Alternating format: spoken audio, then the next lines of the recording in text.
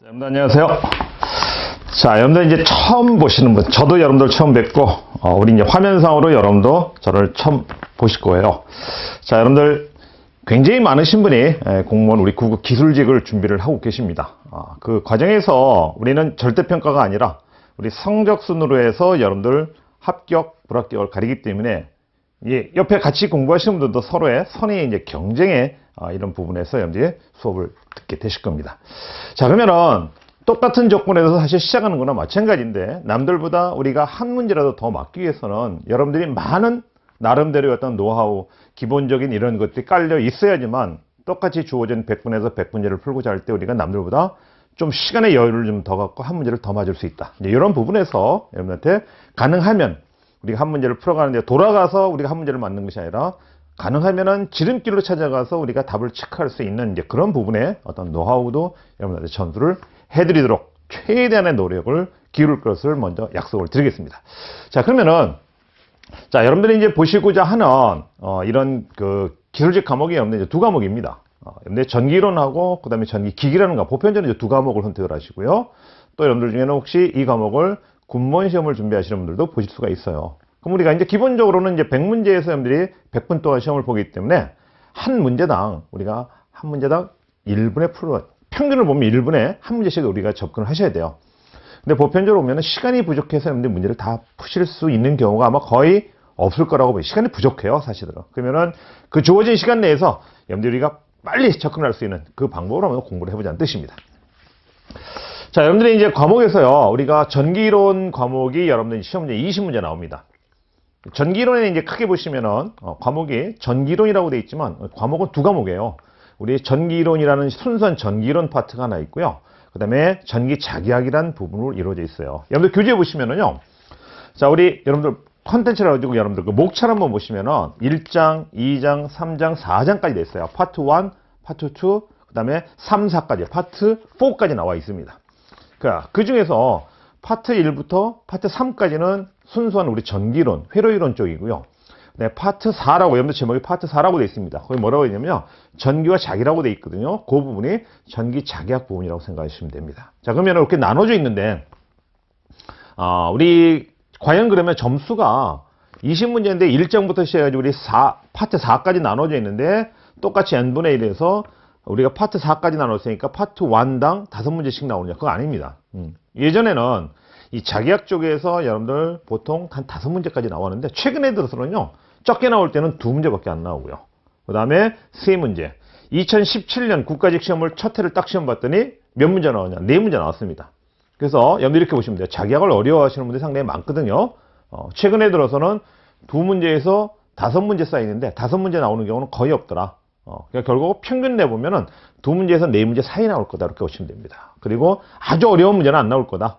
너무 공부를 깊게 하지 말자. 이제 그걸 생각하시면 나름대로 추진하시면은 아마 똑같은 시간에서 남들하고 똑같이 공부를 하더라도 훨씬 더 효율적인 공부를 할 수 있지 않을까. 이렇게 생각을 해보면서요. 먼저, 여러분들 교재 나와 있는 순서대로 나와 있습니다. 우리 파트 1이라고 되어 있는 우리 직류부터 나와 있습니다. 전기이론에는 사실 크게 부리는 두 부류예요.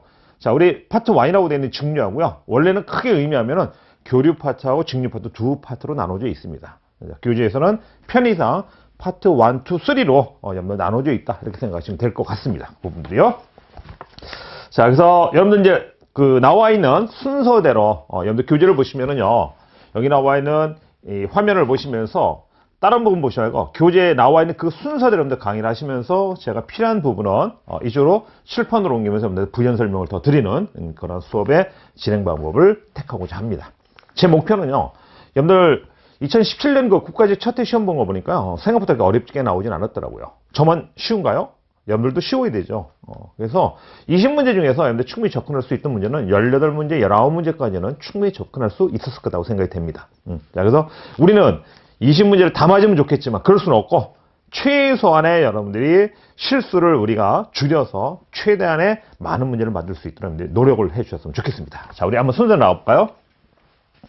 자, 파트 1 나와 있는 이제 직류회로입니다. 거기 보시면 크게 이렇게 수학목으로 4개로 나눠져 있어요. 그래서 1장에 대한 어떤 회로 해석, 그 다음에 2장에 되는 전기작용이라고 되어 있고요. 저항이요. 그 다음에 세 번째, 우리 열하고 관련된 발열작용이 나와 있고, 그 다음에 화학작용이거든요. 사실 이 파트에서 여러분들 이제 제일 중요한 것은요, 제가 볼 때는 2장이 제일 중요합니다. 왜냐면 이제 기본적인 거를 여러분들이 다뤄야 되는 부분이기 때문에 여기 주어지는 2장 부분이 가장 중요하다고 보이지만 여러분들 시험 문제는 어디서 어떻게 어느 부분에서 나올지 몰라요, 사실은. 그러니까 저하고 나가는 것만이라도 여러분들이 완벽하게 해주시면 시험 보시는데 크게 문제가 없을 거라 생각하면서 수업을 한번 진행해 보도록 하겠습니다. 여러분들요. 자, 우리 한번 나가볼까요? 이제 본격적으로 여기 나와 있는 부분을 한번 나가도록 하겠습니다. 자, 처음 나와 있는 것이요. 이제 해석이니까 이 부분은 이제 정의 나와 있는 부분들이 많이 있거든요. 근데 1장이 정의 나와 있는 부분이 돼서 자, 정의 부분에서 시험 문제 많이 나오지 않더라도 기본적으로 해 두셔야 됩니다. 왜? 여기를 완벽하게 해 두셔야 정의가 뭡니까? 다른 데 써먹기 위해서 기본적으로 정의 놓는 게 정의거든요. 근데 이거를 완벽하게 해 두셔야 뒤에 가서 2장, 3장, 4장 계속 나와 있는 부분에서 여러분들 보탬이 많이 될 거다. 이렇게 생각합니다. 한번 진행을 한번 해보도록 하겠습니다. 자, 맨 처음에 나오는 게 이제 전기회로거든요. 자, 여기서 이제 용어에 대한 이제 설명이 나오는데, 여러분들 이제 기억하셔야 될 거는요. 우리가 전원이라는 말은 쉽게 말해서 우리 전원. 그죠? 여러분들 뭐 전화불가 있다. 전원이잖아요. 그거 여러분들 다 아실 거라고 보여집니다. 그리고 두 번째 나오는 부하죠. 자, 부하를 보시면은, 자, 우리 여러분들 쭉 한번 이 그림사에서 보면 여러분들 부하라는 의미를 충분히 아실 수 있을 것 같아요. 자, 이 부하를 보시면은요. 한번 보세요. 여러분들 부하요. 자, 부하 보시면은요. 여기 왼쪽 그림하고 오른쪽 그림은 이제 나눠져 있습니다. 여기 보시면은요.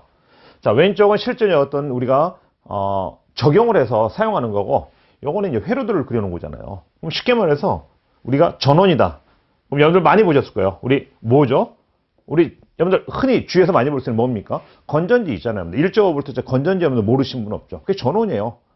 물론 여기서 전원은 직류 전원이 되겠지만 전원을 가했다는 얘기죠. 그리고 회로가 어떻게 결선이 돼서 여기 뭐가 돼 있죠? 전구가 돼 있죠. 이게 전구에서 소모가 되는 거거든요. 그죠? 여기서 이제 이제 불을 켜면은 불이 켜지면서 어떤 전기적인 어떤 소모가 돼서 여러분들 사용량에 대한 뭐가 나와요? 이제 요금을 내셔야 되잖아요. 그래서 여기 나와 있는 전구를 우리가 뭐라고 표시하는 거고요? 이렇게 해서 부하라고 표시를 하는 거고요. 부하. 우리가 회로상에서 표시할 때. 그래서 우리가 부하에서 우리가 보편적으로 L 이렇게 많이 씁니다. 로드의 약자인 L로 많이 씁니다. 부하는. 그 다음에 전원을 표시할 때 우리가 이렇게 표시를 한다. 기억을 좀 해두셨으면 좋겠어요. 자, 우리 전원을 표시하는 방법은 크게 두 가지입니다.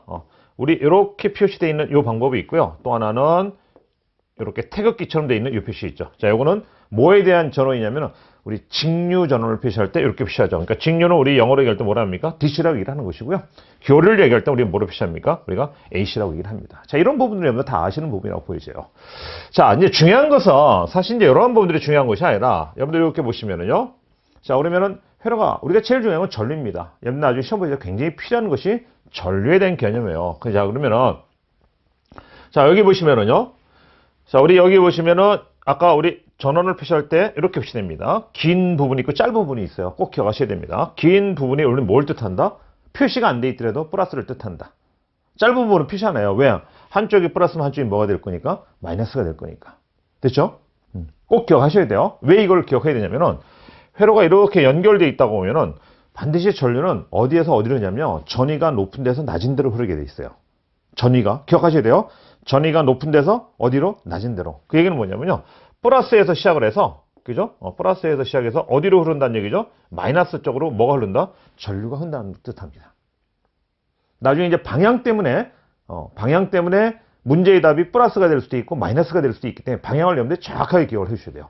별거 아닌 것 같지만 이것 때문에 틀리면 여러분들 합격의 당락을 좌우할 수 있기 때문에 정확하게 기억을 해주셔야 됩니다. 자, 그러면은 자, 플러스에 있는 걸 이 그림에서는 화살표로 표시해냈죠. 이렇게 표시하는 경우는 없어요. 그러니까 우리가 건전지를 보면 위에가 여러분 이렇게 있는 건전지가 위에 보시면 약간 배불뚝처럼 이렇게 배꼽처럼 튀어나와 있는 부분이 플러스고 평평한 부분이 뭐가 되죠? 마이너스를 뜻합니다. 그럼 이제 그림사에서 보면 어디에서 흘러서요?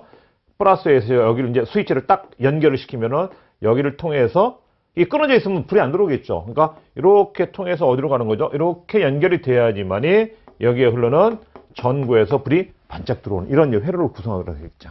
이런 흐름밖에 없어요. 간단한 회로입니다. 그거를 우리가 이러한 회로도로 여러분들 시험에 나오는 건 이게 나오는 게 아니죠. 이건 설명을 하기 위해서 한 거고 실질적으로 여러분들 뭐죠? 시험 문제 나오는 것은 요겁니다. 우리 회로 꼭 기억하셔야 돼요. 근데 사실 이 부분도 회로에 이렇게 놨지만 뒤에 가면은 또 이렇게 표시하나요? 여기에 또 뭐가 들어가 있는? 우리가 내부장이 이렇게 들어가 있는 걸 이제 표시를 하는데 그거는 이제 실질적으로 회로 들어가서 설명을 드리기로 하고 자, 기본적으로 이렇게 설명을 좀 하도록 하겠습니다. 기억하셔야 됩니다.